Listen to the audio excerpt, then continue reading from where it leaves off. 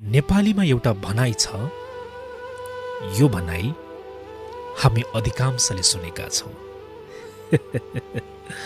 त्यो भनाइ हो, कुनै पनि सम्बन्ध राम्रो हुनको लागि, सुमधुर तरिकाले अगाडि बढ्नको लागि एउटा आगो भए अर्को पानी बन्नुपर्छ। साँच्चै यो लाइन असाध्यै राम्रो छ। जुन लाइनमा भनेको यो शब्दमा कहिलेकाहीँ म हराउन पुग्छु। तपाईँ पनि सोच्नुहोस् त, कति राम्रो कुरा भनिएको छ।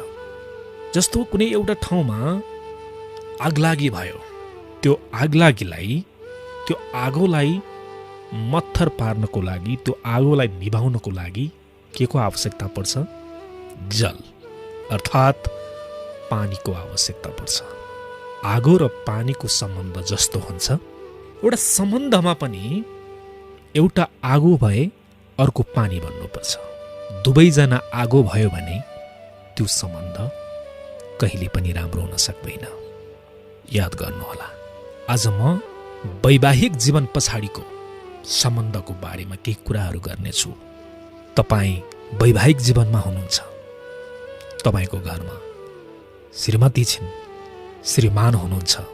मलाई नढाँटेर भन्नुहोस् त, तपाईँहरूको झगडा कत्तिको पर्ने गर्छ? यो प्रश्नमा तपाईँको उत्तर आउन सक्छ, कहिलेकाहीँ त परिहाल्छ।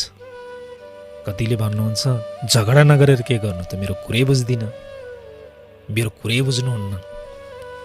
मेरा पनि त आफ्ना रहरहरू छन्, मेरा पनि आफ्ना सपनाहरू छन्। मेरो श्रीमानले बुझ्नु पर्यो नि त यो कुरा। श्रीमतीहरूको कुरा होला।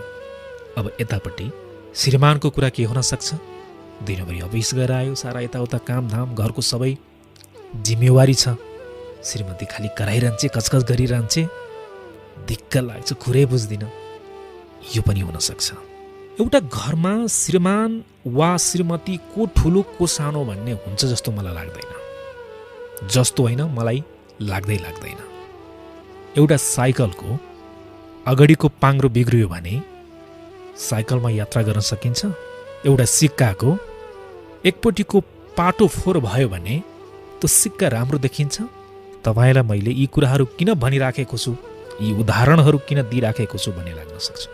जसरी मैले सिक्काको उदाहरण दिएँ, साइकलको पाङ्राको उदाहरण दिएँ, श्रीमान र श्रीमती भनेको जसरी एउटा साइकल चल्नको लागि दुईटा पाङ्राको आवश्यकता पर्छ, एउटा सुन्दर सिक्का हुनको लागि दुवैपट्टि राम्रो हुनु जरुरी हुन्छ। त्यसै गरी जीवन राम्रो हुनको लागि, वैवाहिक जीवन राम्रो हुनको लागि पनि श्रीमान र श्रीमती बीचको सम्बन्ध सुमधुर र सुन्दर हुनु परम आवश्यकता हुन्छ। एकले अर्कोको मनोभावना बुझ्न सक्यो भने मात्र त्यो जीवन सुन्दर हुन्छ। श्रीमानले सोच्ने, श्रीमती त हो नि, मैले जे भन्यो त्यही हुनुपर्छ भनेर सोच्न थाल्यो भने, श्रीमतीले पनि श्रीमानको भावनालाई बुझ्न सकिनन् भने त्यो परिवार, त्यो घर कस्तो होला? र भावी सन्ततिहरूमा तपाईँ श्रीमान श्रीमतीबाट ती छोराछोरीहरूले के सिक्लान्? तपाईँले जस्तो बोट रोप्नुहुन्छ, फल पनि त्यस्तै लाग्छ। जस्तो घरमा तपाईँले वातावरण सिर्जना गर्नुहुन्छ, तपाईँको बाल बच्चा पनि त्यही वातावरण अनुसारको हुर्कन्छन्, बढ्छन् र तिनीहरूले त्यस्तै कुरा सिक्छन्, जुन कुराहरू तपाईँले दैनिक रूपमा तपाईँले घरमा, कोठामा गरिराख्नु भएको छ। मैले तपाईँलाई बताउन खोजेको कुरा, श्रीमान र श्रीमती बीच कहिलेकाहीँ ठाकठोक हुन्छ होइन? भनिन्छ नि, अगुल्टो त नठोसी बाल्दैन, एउटै ओछ्यानमा सुतेपछि घोडा लाग्छ भने सम्बन्धमा कहिलेकाहीँ झगडा पर्नु, विचारमा मतभेद हुनु, सानातिना कुराहरूमा डिस्कस हुनु, यसलाई ठुलो कुरा मान्नुहुन्न। तर यो कुरालाई लिएर समस्या खडा गर्नु चाहिँ तपाईँको भुल हुनेछ। मैले तपाईँलाई हर भिडियोहरूमा भन्ने गरेको छु, तपाईँ जोसँग, जसको समीपमा हुनुहुन्छ, जसको छत्र छायामा हुनुहुन्छ, एकले अर्कोलाई बुझ्ने कोसिस चाहिँ गर्नु जरुरी हुन्छ।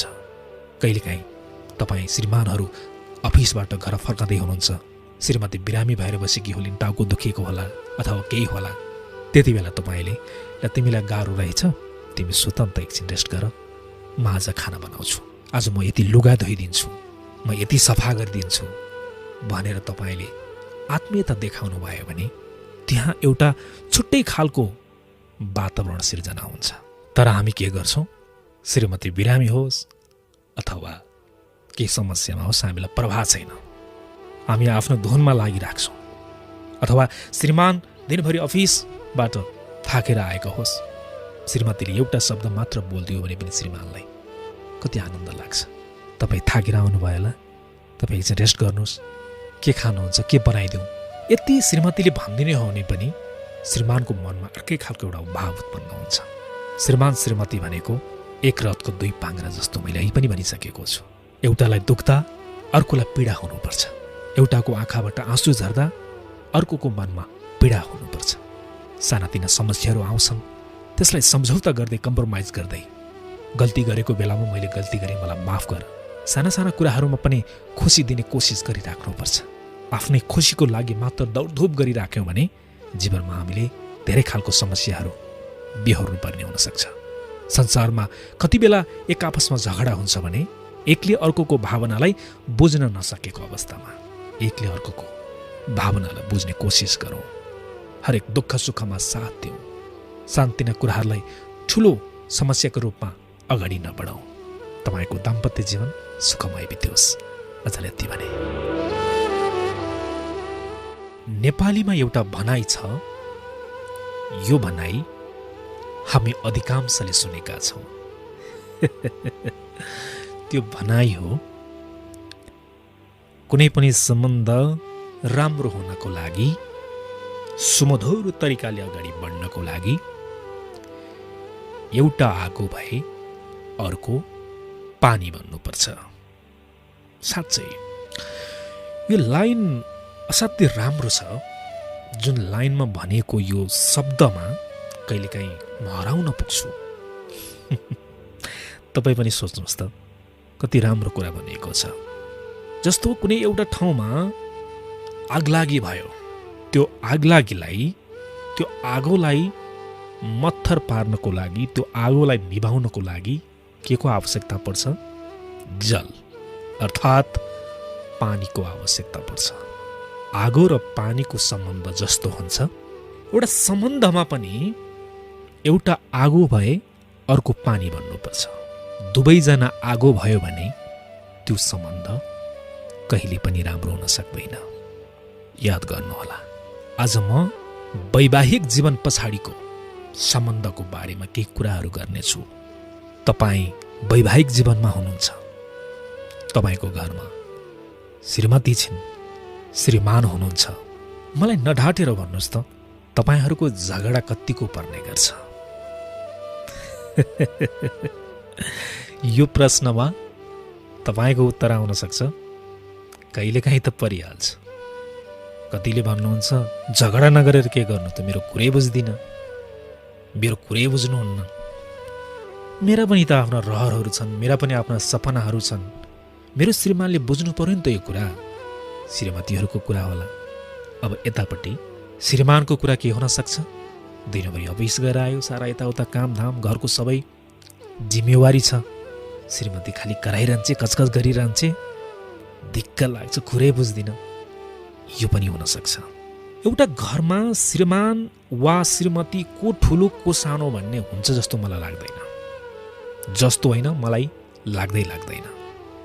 एउटा साइकलको अगाडिको पाङ्रो बिग्रियो भने साइकलमा यात्रा गर्न सकिन्छ?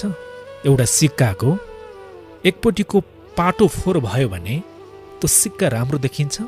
तपाईँलाई मैले यी कुराहरू किन भनिराखेको छु, यी उदाहरणहरू किन दिइराखेको छु भन्ने लाग्न सक्छ। जसरी मैले सिक्काको उदाहरण दिएँ, साइकलको पाङ्ग्राको उदाहरण दिएँ, श्रीमान र श्रीमती भनेको जसरी एउटा साइकल चल्नको लागि दुईटा पाङ्ग्राको आवश्यकता पर्छ, एउटा सुन्दर सिक्का हुनको लागि दुवैपट्टि राम्रो हुनु जरुरी हुन्छ। त्यसै गरी जीवन राम्रो हुनको लागि, वैवाहिक जीवन राम्रो हुनको लागि पनि श्रीमान र श्रीमती बीचको सम्बन्ध सुमधुर र सुन्दर हुनु परम आवश्यकता हुन्छ। एकले अर्कोको मनोभावना बुझ्न सक्यो भने मात्र त्यो जीवन सुन्दर हुन्छ। श्रीमानले सोच्ने, श्रीमती त हो नि, मैले जे भन्यो त्यही हुनुपर्छ भनेर सोच्न थाल्यो भने श्रीमतीले पनि श्रीमानको भावनालाई बुझ्न सकिनन् भने त्यो परिवार, त्यो घर कस्तो होला? र भावी सन्ततिहरूमा तपाईँ श्रीमान श्रीमतीबाट ती छोराछोरीहरूले के सिक्लान्? तपाईँले जस्तो बोट रोप्नुहुन्छ फल पनि त्यस्तै लाग्छ। जस्तो घरमा तपाईँले वातावरण सिर्जना गर्नुहुन्छ, तपाईँको बाल बच्चा पनि त्यही वातावरण अनुसारको हुर्कन्छन्, बढ्छन् र तिनीहरूले त्यस्तै कुरा सिक्छन्, जुन कुराहरू तपाईँले दैनिक रूपमा तपाईँले घरमा, कोठामा गरिराख्नु भएको छ। मैले तपाईँलाई बताउन खोजेको कुरा, श्रीमान र श्रीमती बीच कहिलेकाहीँ ठाकठोक हुन्छ होइन? भनिन्छ नि, अगुल्टो त नठोसी बाल्दैन, एउटै ओछ्यानमा सुतेपछि घोडा लाग्छ भने सम्बन्धमा कहिलेकाहीँ झगडा पर्नु, विचारमा मतभेद हुनु, सानातिना कुराहरूमा डिस्कस हुनु, यसलाई ठुलो कुरा मान्नुहुन्न। तर यो कुरालाई लिएर समस्या खडा गर्नु चाहिँ तपाईँको भुल हुनेछ। मैले तपाईँलाई हर भिडियोहरूमा भन्ने गरेको छु, तपाईँ जोसँग, जसको समीपमा हुनुहुन्छ, जसको छत्र छायामा हुनुहुन्छ, एकले अर्कोलाई बुझ्ने कोसिस चाहिँ गर्नु जरुरी हुन्छ। कहिलेकाहीँ तपाईँ श्रीमानहरू अफिसबाट घर फर्कँदै हुनुहुन्छ, श्रीमती बिरामी भएर बसेकी होलिन्, टाउको दुखेको होला अथवा केही होला, त्यति बेला तपाईँले, ल तिमीलाई गाह्रो रहेछ, तिमी सुत न त, एकछिन रेस्ट गर, म आज खाना बनाउँछु, आज म यति लुगा धोइदिन्छु, म यति सफा गरिदिन्छु भनेर तपाईँले आत्मीयता देखाउनु भयो भने त्यहाँ एउटा छुट्टै खालको वातावरण सिर्जना हुन्छ। तर हामी के गर्छौँ? श्रीमती बिरामी होस् अथवा केही समस्यामा होस्, हामीलाई प्रभाव छैन, हामी आफ्नो धुनमा लागिराख्छौँ। अथवा श्रीमान दिनभरि अफिसबाट थाकेर आएको होस्, श्रीमतीले एउटा शब्द मात्र बोलिदियो भने पनि श्रीमानलाई कति आनन्द लाग्छ। तपाईँ थाकेर आउनुभयो होला, तपाईँ एकछिन रेस्ट गर्नुहोस्, के खानुहुन्छ, के बनाइदिउँ, यति श्रीमतीले भनिदिने हो भने पनि श्रीमानको मनमा अर्कै खालको एउटा भाव उत्पन्न हुन्छ। श्रीमान श्रीमती भनेको एक रथको दुई पाङ्ग्रा जस्तो मैले यही पनि भनिसकेको छु। एउटालाई दुख्दा अर्कोलाई पीडा हुनुपर्छ, एउटाको आँखाबाट आँसु झर्दा अर्कोको मनमा पीडा हुनुपर्छ। सानातिना समस्याहरू आउँछन्, त्यसलाई सम्झौता गर्दै, कम्प्रोमाइज गर्दै, गल्ती गरेको बेलामा मैले गल्ती गरेँ, मलाई माफ गर, साना साना कुराहरूमा पनि खुसी दिने कोसिस गरिराख्नुपर्छ। आफ्नै खुसीको लागि मात्र दौडधुप गरिराख्यौँ भने जीवनमा हामीले धेरै खालको समस्याहरू बिहोर्नु पर्ने हुनसक्छ। संसारमा कति बेला एक आपसमा झगडा हुन्छ भने एकले अर्कोको भावनालाई बुझ्न नसकेको अवस्थामा एकले अर्कोको भावनालाई बुझ्ने कोसिस गरौँ, हरेक दुःख सुखमा साथ दिउँ, सानतिना कुराहरूलाई ठुलो समस्याको रूपमा अगाडि नबढाउँ। तपाईँको दाम्पत्य जीवन सुखमय बित्योस्। अझ यति भने